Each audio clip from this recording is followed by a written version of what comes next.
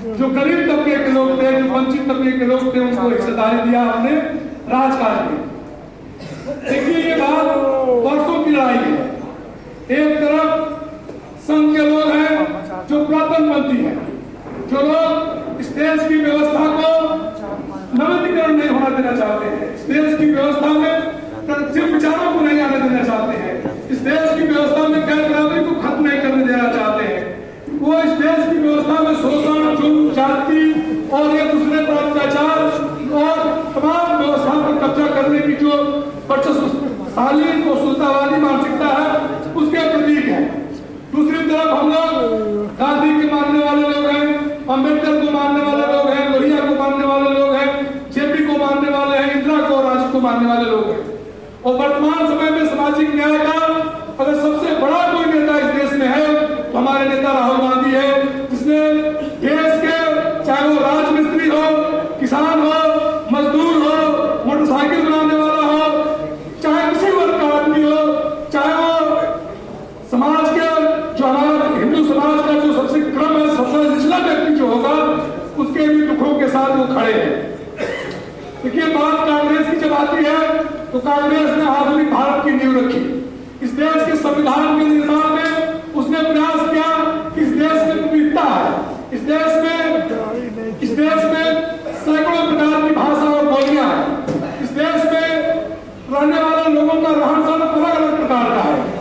कोई दस्तकार है, कोई मजदूर है, कोई किसान है, कोई धन्ना सेठ है, कोई गरीब है, कोई अमीर है, कोई दलित है, कोई पिछड़ा है, कोई वंचित है। लेकिन कांग्रेस ने संविधान के नजरिए से सबको बराबर रखा और प्रयास किया कि इस देश में जो गैर बराबरी है उसको खत्म करके समतामूलक समाज की स्थापना करे। कांग्रेस पार्टी ने डॉक्टर भीमराव अम्बेडकर के सपने को, कांग्रेस पार्टी ने महात्मा बुद्ध के सपने को, कबीर को, तुलसी को, नानक को, सबको समाहित करते हुए इस देश के संविधान को जब बनाया और संविधान के प्रियम्बल में जब लिखा है कि हम भारत के लोग भारत को एक संपूर्ण बहुत्वशाली पंथनिरपेक्ष समाजवादी राज्य बनाएंगे। लेकिन आज जो भारतीय जनता पार्टी कांग्रेस को कोसते कोसते यहाँ पर बैठी है, वो लगातार समाज में विभाजन की रेखा को खींच रही है। वो चाहे अमीरी और गरीबी का हो, 5% लोगों के पास 95% चल संपत्ति आ गई है। इस देश में लगातार गरीबों की आय घट रही है और भारतीय जनता पार्टी सीधे ठोक के कहती है कि हम 80 करोड़ लोगों को राशन दे रहे हैं और हमारे राशन पे लोग जी रहे हैं। लेकिन उन लाभार्थी वर्ग के लोग इस चुनाव के पहले अध्यक्ष जी भारतीय जनता पार्टी के लोग जाते थे और कहते थे कि आप राशन लेते हो, हमको वोट दो।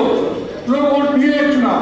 लेकिन जब इस बार भारतीय जनता पार्टी के लोगों ने कहा कि हमने राशन दिया है, वोट दो, तो उसको भारतीय जनता पार्टी से आपने देखा होगा उत्तर प्रदेश में मुंह की खानी पड़ी और लोगों ने कहा कि राशन अपना रखे रहो, हम तुमको वोट नहीं देंगे। यह देन है राहुल गांधी के। राहुल गांधी ने इस विचार को पैदा किया आम आदमी के अंदर कि तुम्हारा सम्मान, तुम्हारा अधिकार और न्याय के प्रति तुम्हारी निष्ठा ही तुम्हारा सम्मान तुमको दिला सकता है समाज में और गैर बराबरी को खत्म कर सकता है। हम कांग्रेस के लोगों को राहुल गांधी के बताए हुए रास्ते में आगे बढ़ने की जरूरत है और उनके विचारों को जमीन तक ले जाने की जरूरत है।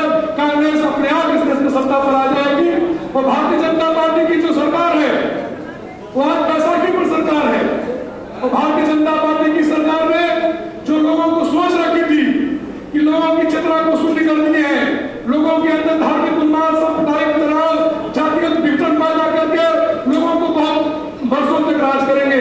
अभी तो अमित शाह बोल रहा था कि 50 साल तक भारतीय जनता पार्टी राज करेगी। अभी तो मोदी बोल रहा था इस देश से कांग्रेस को मुक्त कर दूंगा।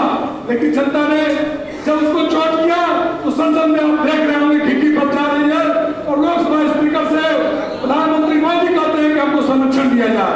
ये जनता की ताकत है, आपकी वोट की ताकत है। तो बात हम इसलिए कह रहे हैं कि हमें और संगठित होकर व्यापक रणनीति बनाकर आगे लड़ना है। अध्यक्ष जी हमारे नेता है प्रदेश के, आपसे हमारी उम्मीद है कि पिछड़े वर्ग के लोग, दलित वर्ग के लोग, वंचित वर्ग के लोग, हाशिए के लोग आपके साथ कंधा से कंधा मिलाकर बराबरी के एहसास के साथ इस लड़ाई में आपका साथ दें। इसलिए हमें भागीदारी सम्मेलन बुलाए और कभी भी आप जब बुलाएंगे तो आप पाएंगे कि अग्र पंक्ति में हम लोग पाएंगे, हम लोग लड़ते हुए दिखाई देंगे। लेकिन आपसे हमारे संगठन के तमाम लोगों ने बात किया कि कई जगहों पर ओबीसी के जिलाध्यक्षों को मंच पे जगह नहीं मिलती है, कई जगह ओबीसी पिछड़े और दलित तबके के लोगों को वो सम्मान नहीं मिलता है जिसके वो हकदार है। तो मैं इससे, क्योंकि आप हमारे संरक्षक हैं उत्तर प्रदेश कांग्रेस कमेटी के, और आप उम्मीद करते हैं कि आप इस व्यवस्था को खत्म करा के इन लोगों को पर्याप्त भागीदारी और इनको पर्याप्त सम्मान दिलाने का काम करेंगे। ये उम्मीद इसलिए भी करता हूँ कि आपके अंदर वो ताकत है, आप चाहेंगे तो आप इस लड़ाई को आगे बढ़ा सकते हैं और राहुल गांधी जी का जो सपना है उसको साकार कर सकते हैं और इस देश में सामाजिक न्याय पसंद, लोकतंत्र की रक्षा करने वाले और इस देश में समता मूल्य समाज की स्थापना में आपका योगदान होगा। मैं जानता हूँ कि राजनीति में कई तरह की व्यवस्थाएं होती है, कई तरह की चुनौतियां होती है, कई तरह के दबाव से लोग काम करते हैं, लेकिन एक बात मैं हमेशा कहना चाहता हूँ, इस देश में सामाजिक न्याय की लड़ाई सिर्फ दलितों पिछड़ों ने नहीं लड़ी है।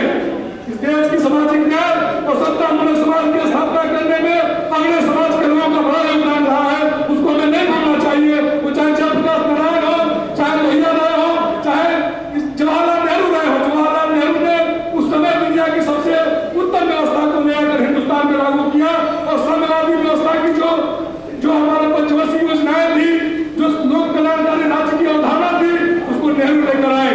नेहरू जी बार बार कहते थे कि अगर हमको संप्रदाय सामुदायिकता अगर खत्म करना है तो हमें धार्मिकता को आगे करना है, और उन्होंने उस रास्ते को चुना।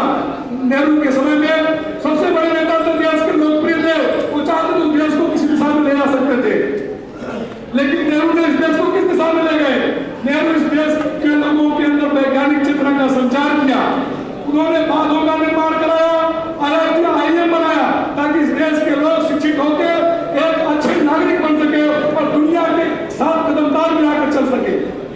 इसी अवधारणा के तहत हम लोग कांग्रेस में हैं, हम लोग छात्र राज्य से आए, हमारे तमाम लोग हैं